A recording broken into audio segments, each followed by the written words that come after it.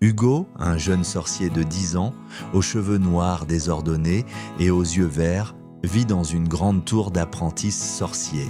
Il porte une tunique bleue ornée d'étoiles dorées.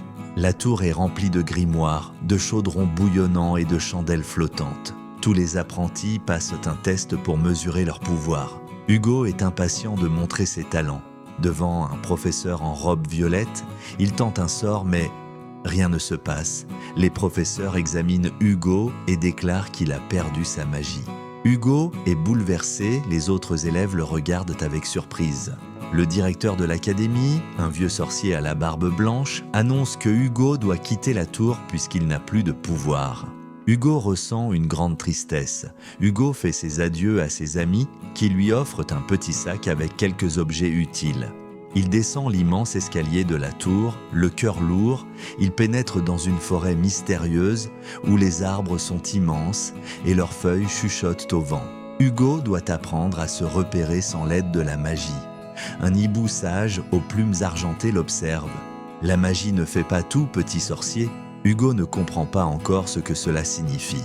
Hugo installe un campement rudimentaire, allumant un feu avec du bois sec et des pierres.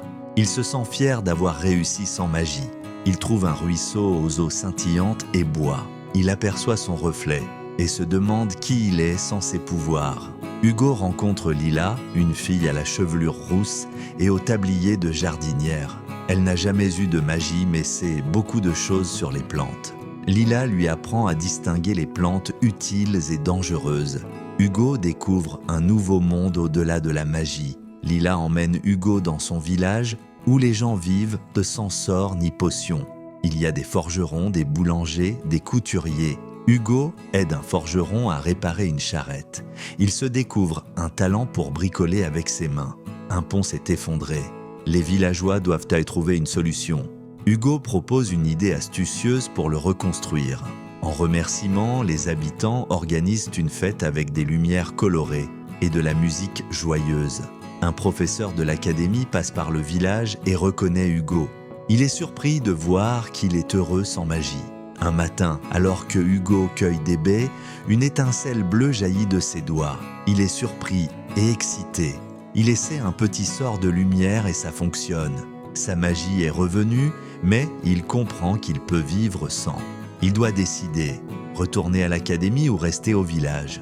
Hugo comprend qu'il peut utiliser sa magie non pour se dépendre d'elle, mais pour aider les autres intelligemment. Lila lui dit qu'elle l'admire et qu'il a changé. Hugo rentre à la tour, les professeurs sont stupéfaits de le voir.